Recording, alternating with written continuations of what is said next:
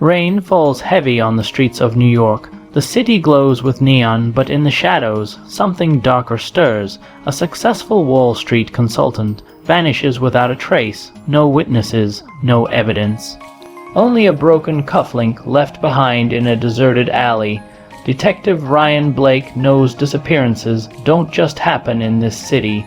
Someone wanted Daniel Mercer gone. And when Blake starts digging, he finds himself tangled in a web of mob money, betrayal, and secrets buried deep within Manhattan's skyline. Every lead brings him closer to the truth. Every step pulls him deeper into danger. Because in Manhattan, the shadows don't just hide the guilty, they hunt the innocent. The rain had a way of making New York City look almost innocent. Streets that were normally loud and impatient seemed quieter, hushed by the steady downpour. The neon signs of late. Night diners bled color into the wet pavement, and yellow cabs left watery trails behind them. For Detective Ryan Blake, it was just another night where the city tried to wash itself clean. But rain never washed away the kind of filth he dealt with. Blake sat in his unmarked sedan outside a bar on East 45th, nursing a paper cup of stale coffee. His dark eyes scanned the sidewalk through the wiper's rhythm, noting faces, movements, the way people carried themselves.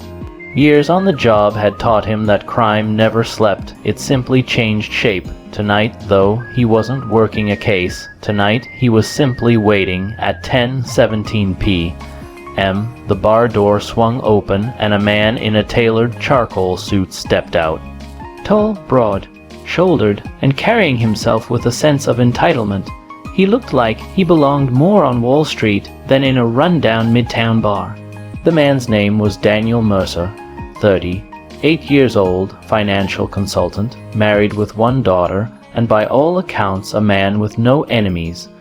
And yet, within 24 hours, he would vanish without a trace. Blake hadn't been tailing him for official reasons. The department hadn't flagged Mercer, and no case files bore his name. This was personal curiosity, a gut feeling. Something about the way Mercer had been frequenting low-life bars for weeks didn't fit with his pristine record. Blake had seen men like him before, men leading double lives, men hiding secrets under expensive suits. Mercer walked briskly, his polished shoes splashing through puddles as if he didn't notice them. He checked his phone, frowned, and glanced over his shoulder once, twice. Blake sat forward in his seat. That was no casual look. Mercer thought he was being followed.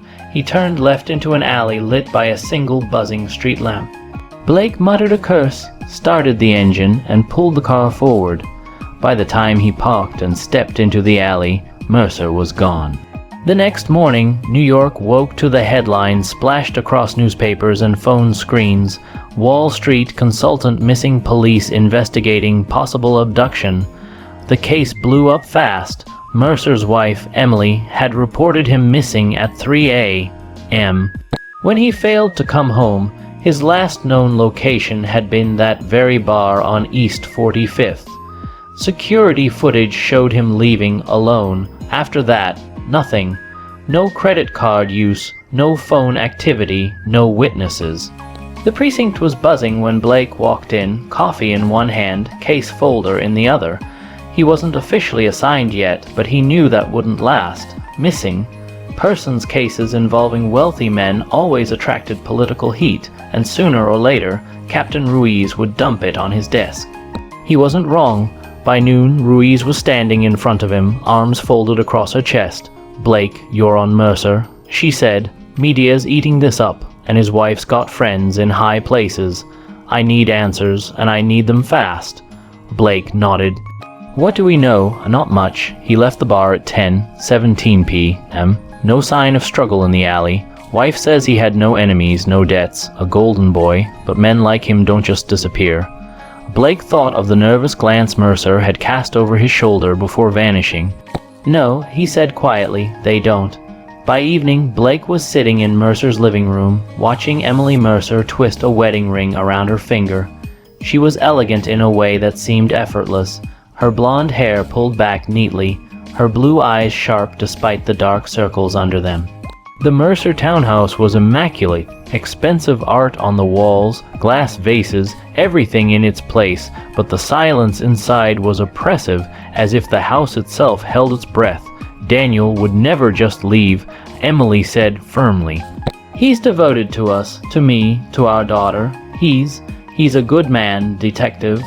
Blake let her talk, watching the subtle tremor in her hands, the way her gaze flicked toward the staircase every few seconds, as if expecting him to walk down. He had interviewed enough families to know the difference between grief and denial. Emily Mercer was clinging to certainty, but somewhere deep down she was terrified. Did he mention anything unusual? Strange calls, meetings, threats? Blake asked. Emily hesitated just for a moment, but Blake caught it. "No," she said too quickly, "nothing like that." Later that night, Blake drove to the alley again. The rain had stopped, leaving the air damp and heavy. He walked slowly, flashlight sweeping over wet brick and overflowing trash cans. Something about this place felt wrong. Too clean, too ordinary, as if Mercer had simply been erased. Halfway down the alley, his light caught something. A scuff mark on the wall at shoulder height, faint but distinct. He leaned closer. It looked like fabric had rubbed against the brick. Expensive wool, maybe, a struggle or a hurried movement. Blake pulled a small evidence bag from his coat and picked up what lay on the ground nearby, a broken cufflink, silver with an engraved M, Mercer's. No doubt.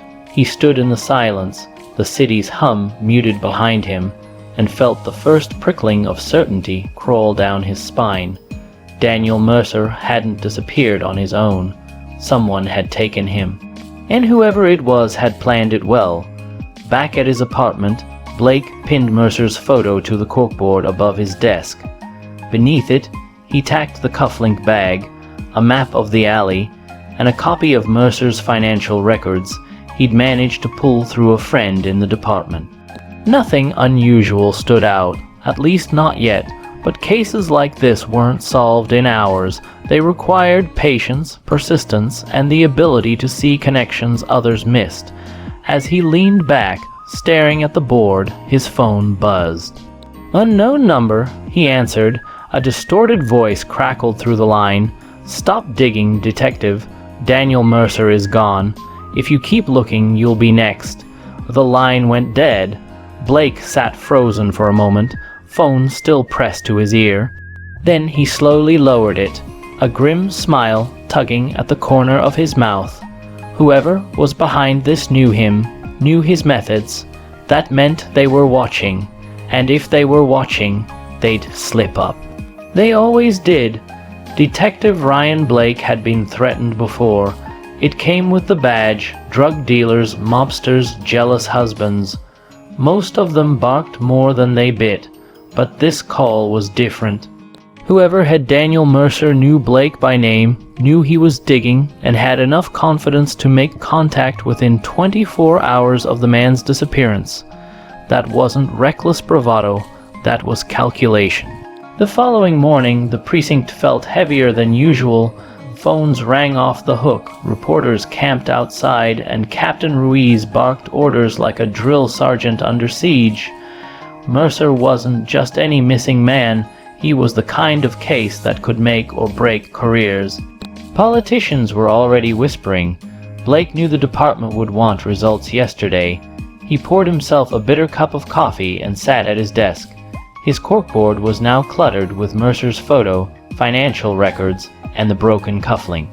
But the anonymous threat kept replaying in his mind. If someone wanted him to stop, that meant he was already too close, or about to stumble onto something dangerous. Blake's first move was to revisit Mercer's digital life.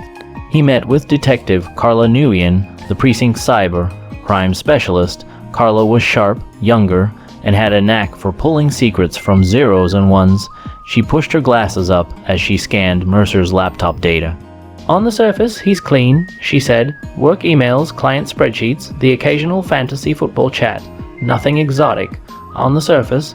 Blake pressed. Carla smirked. "You don't call me in for the surface." She tapped a few keys. "There's a hidden folder, password protected.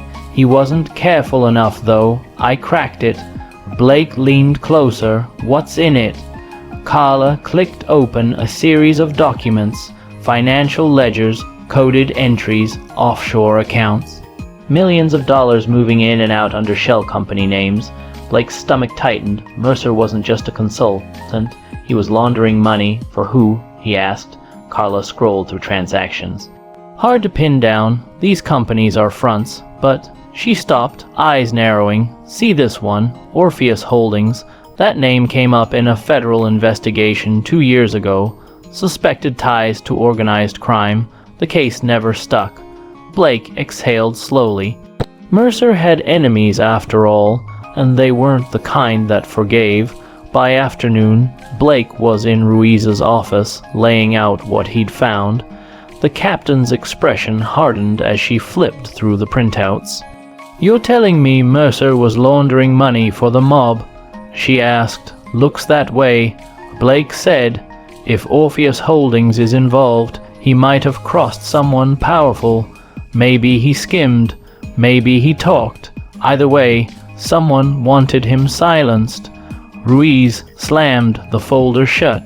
"You know what this means. Media's going to eat us alive if this leaks. Mercer's no longer the golden boy victim. He's dirty, but that doesn't mean we stop looking. No, Blake said, it means we dig deeper."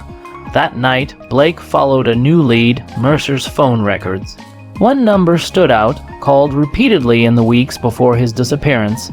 It wasn't registered, but Blake traced it to a burner cell that had pinged near the East River docks. The docks were the kind of place where Manhattan bled into shadow. Abandoned warehouses, rusted fences, the smell of salt and diesel in the air. Blake parked his sedan and moved cautiously, the crunch of gravel loud under his shoes. He found the warehouse easily, its windows dark, padlock shiny and new. He circled around back, spotting tire tracks in the mud. Fresh. Someone had been here recently. His flashlight beam landed on something wedged near the loading dock, a scrap of fabric. Wool, expensive. Blake held it up. Same texture as the cufflink alley scuff. Mercer had been here. Before he could pocket the evidence, movement flickered at the corner of his eye. A shadow slipped between crates. Blake's hand went to his gun, instinct sharp. "Police," he barked. "Step out." Silence. Then the sound of feet pounding away. Blake chased, boots splashing through puddles, breath cutting sharp in the night air. Figure was fast, darting through the maze of shipping containers. Blake pushed harder, closing the gap. The runner turned suddenly, swinging a metal pipe. Blake ducked, the pipe whistling past his head. He tackled the man, both crashing hard to the ground. The suspect fought like a wild animal, snarling, fists flying. Blake wrestled him down, cuffing him with practiced force. Under the dim dock light, the man's face came into view. Young, maybe mid-20s, gaunt cheeks, eyes darting with desperation. Not a mob boss, a foot soldier. Blake yanked him to his feet. "You were here with Mercer, weren't you?" The man spat blood, sneering. "You don't know what you're in, cop. Try me." But before the suspect could speak further, a shot rang out. The crack echoed across the docks. The man jerked violently, collapsing in Blake's grip. Blake hit the ground, gun drawn, scanning for the shooter. Nothing but darkness. Whoever fired the shot had been watching, waiting, and now they were gone. The young man lay motionless, blood pooling on the concrete. His last words were a whisper, barely audible. "Orpheus doesn't forgive." By the time backup arrived, the shooter was long gone. Ruiz stood grimly over the body as crime scene techs worked. "You okay, Blake?" she asked. "Peaky," he muttered, wiping sweat and grime from his brow. "They're tying up loose ends. That kid knew something." Ruiz's jaw tightened, and now we're in the middle of it. Blake glanced back at the dark warehouse, the echo of the gunshot still ringing in his ears.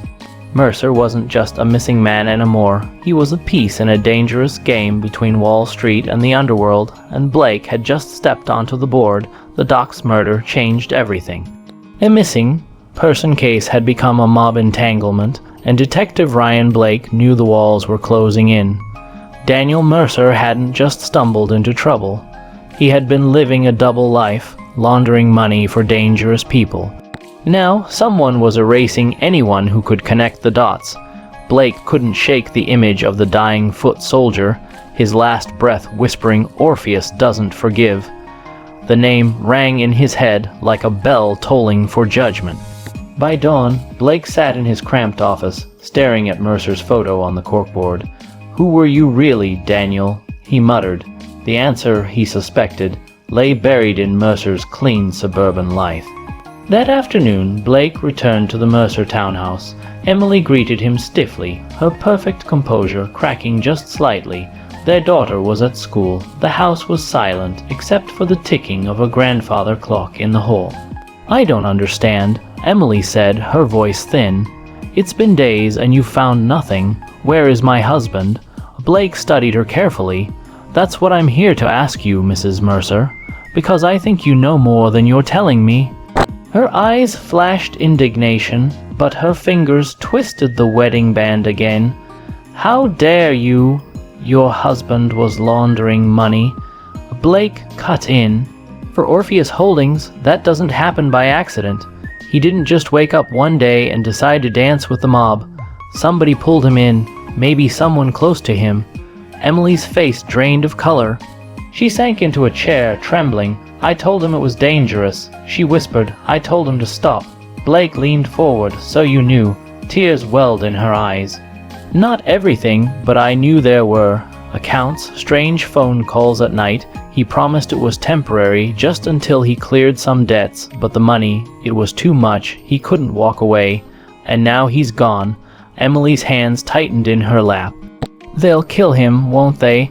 Blake didn't answer. He didn't have to. Later that night, Blake followed a hunch, if Mercer had grown paranoid, and the glance over his shoulder suggested he had. Then he might have left something behind. A breadcrumb trail. Carla Nguyen came through again, tracing one of Mercer's hidden accounts to a safe deposit box in Midtown. With a court order, Blake opened it. Inside lay a single manila envelope. No jewelry, no cash, just documents. Blake's heart beat faster as he spread them on the table. Inside were detailed ledgers of transactions tied to Orpheus Holdings, complete with dates, amounts, and names. Mercer hadn't just laundered money. He'd documented everything, enough evidence to burn the syndicate down. But tucked among the papers was something stranger, a handwritten note. "If you're reading this, I may already be dead. Orpheus is everywhere. Trust no one, not even the police. The only person who can help is Emily." Blake froze. Emily? Why would Mercer point to his wife? Unless. The realization hit him like a fist. Mercer hadn't been hiding his crimes from Emily. He'd been protecting her. Or maybe she had been deeper in this than he was. Blake drove back to the townhouse, pulse hammering. The streets blurred past as questions raced. Had Emily lured Mercer in? Was she working for Orpheus? The anonymous threat, the shooter at the docks, this wasn't just about silencing Mercer. It was about control. When he arrived, the house lights glowed warm against the autumn dusk. Emily opened the door with that same calm mask she wore before, but this time Blake wasn't fooled. He stepped inside, holding up the envelope. "I found your husband's records." Her eyes flickered to the papers, then back to him. So he trusted you, said you were the only one who could help him. But here's what I think, Emily. I think you were never the victim. I think you were the one pulling the strings." The silence stretched.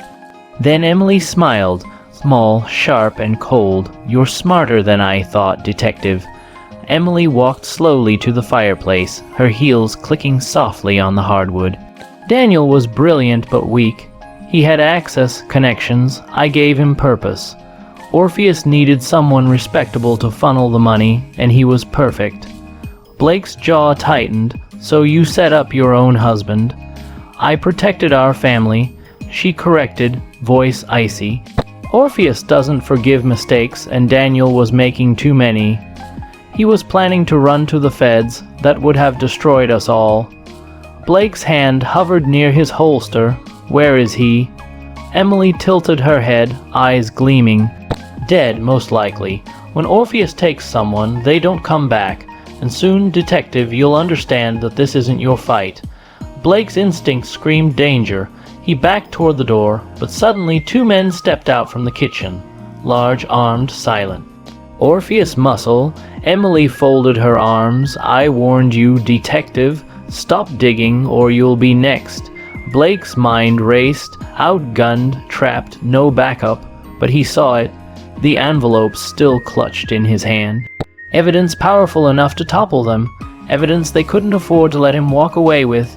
He feigned surrender, lowering the folder as though defeated. The guards eased forward. At the last second, Blake hurled the envelope into the fireplace flames.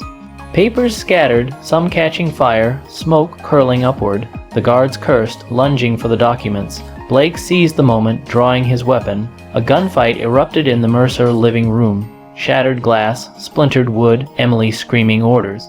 Blake dropped one guard, dodged behind the couch, returned fire. The second went down hard.